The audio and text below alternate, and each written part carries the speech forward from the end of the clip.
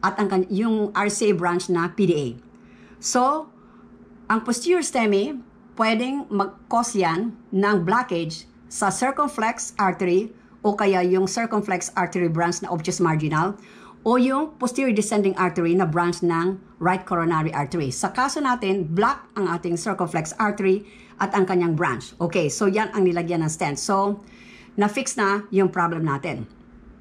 Okay, nung dinala yung pasyente sa CCU, inulit yung ECG natin at makikita natin ang progreso. So, nag-improve yung ating ECG. So, makikita natin dito, dati, mayroon tayong reciprocal na B1, B2, and B3.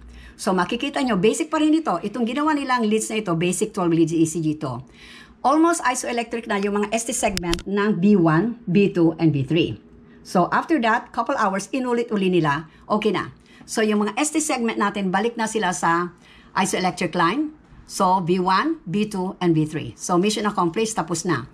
Pero kung akong tatanungin nyo, hindi ko gagawin lang ito, itong basic ECG na to. I-involve ko rito ang posterior leads. Kukunin ko pa rin yung posterior leads. Kung ako lang kukuha ng ECG, I will do it.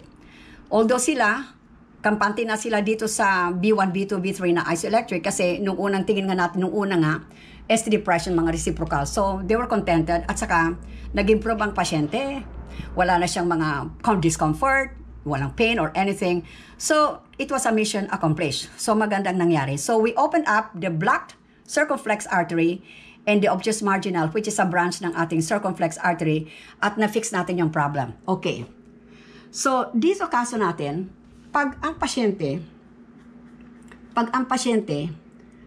ay ina-angiogram, ang unang ginagawa muna ng ating mga paramedics. Okay, dito sa hospital, kung dito sa hospital nangyari na mayroong pasyente na nag-heart attack sa hospital, usually ginagawa lang nila ay 12-lead ECG. Pero pag ako, nakikita ko may infused STEMI, sasabihin ko sa kanila, kunin nyo na rin ng RV leads at kuhanin nyo na rin ng posterior leads. Gagawin ko yun. Kasi lang yung ilalagay mo yung leads sa likod. Madali lang yan. Napakadali. Walang problema.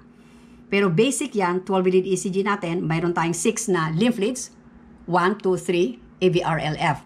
At mayroon tayong precordial leads na B1, B2, B3, B4, B5, and B6. Yan ang basic yan. Okay. Pag sinabi natin na, okay, ito na yung 12-lead ECG natin. Turo ko sa inyo, okay, front ito. Usually, ang pagkuha natin ng ECG natin yan, okay, mayroon tayo sa fourth intercostal space yan. Yan ang B1. Ito, front ito. B2 yan, second pa rin sa left, parasternal, intermediate yan. B4, kahilera ito ng midclavicular line. B5 yan ay anterior axillary. At yung B6, yan ay axillary. Ito ay front. Pag sinabi namin dito na kukuhanan namin sila ng RV leads, ang gagawin lang namin sa hospital, kukuha kami ng basic 12 leads, pero isasama namin ang B2R, B3R, and B4R. Yung B2R, nasa opposite side lang yan, nasa right side, and 3 and 4. Kahilera din yan. Kaso, tatlo lang yan ang kukuhanin namin. B3R, B2R, B3R, B4R. Okay, ito siya. Ngayon, yung B4R natin yan, nasa 5th intercostal space na yan. Okay. Pag gusto namin ma-prove, let's say yung pasyente mayroon siyang inferior STEMI, baka may RV involvement or whatever, especially sa mga mga pasyenteng ina-admit sa ER, kailangan yan, lalo yung nagtagalan ng pain. I-insist ko yan, gunin nyo yung 12-lead ECG, but isama nyo ang B3R, B4R, B2R, B3R, and B4R. At bakit hindi nyo na lang ituloy na kunin nyo na rin yung posterior leads? Kasi ang inferior STEMI yan, pwedeng mag-extend yan ng RV, right ventricle, at pwede rin yan mag-expand yan hanggang sa posterior side. Okay. So, basic 12-lead ECG, 12. Pag sinabi mo yung 15, pag sinabi natin na 15 ECG, yung ginagawa namin dito, yun lang 12-lead ECG plus B2R, B3R, and B4R. Pag sinabi namin 18 leads dito sa ginagawa sa hospital, gagawin namin yung lymph leads hanggang B1, B2, and 3. Pero papalitan namin yung B4, gagawin namin yan B4R, B3R, B2R, at isasama namin yung posterior leads.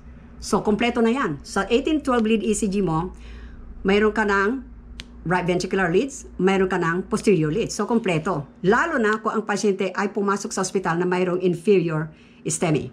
Pero usually sa ospital, hindi mag-expand yan kasi agad-agad nakikita namin ang problema. Inferior lang ang gagawin namin.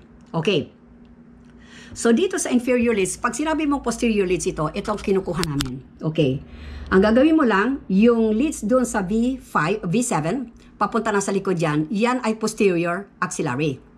Pag sinabi mong V8, yan ay nasa tip ng ating left scapula. At pag sinabi mong V9, yan ay paraspinal. Okay. Paraspinal yan. Okay, this is a spinal column. Paraspinal yan. Fifth intercostal phase. Same plane yan. Susundan mo lang yan. Okay. So, yung pasyente na angiogram, nakita natin yung culprit, yung black circumflex artery at saka yung OM na stent yan. Ang kanyang ejection fraction ay 40% at ang kanyang end-diastolic pressure is 10. So, ito yung tinatawag na posterior STEMI. So, proven, mayroon siyang symptom, positive. ST elevations niya, mayroon siya sa B7, V8, and V9. Pero ang unang nakita muna natin ay reciprocal depression. So, B1, B2, B3. Pag nakita mo yan, mayroon ka ng ST depression pero wala kang inferior STEMI. Suspect mo mayroon kang posterior STEMI. Include mo na yan ng B7, V8, and V9. Okay? So, everything went well. At nagapanan yung problema, kaya less. So, early ang evolution niya, less ang ating complication. Okay? Isusunod kong lecture dito yung isang STEMI na wala siyang ST elevation pero mayroon siyang ST depression. Okay? Maraming salamat po. Thank you.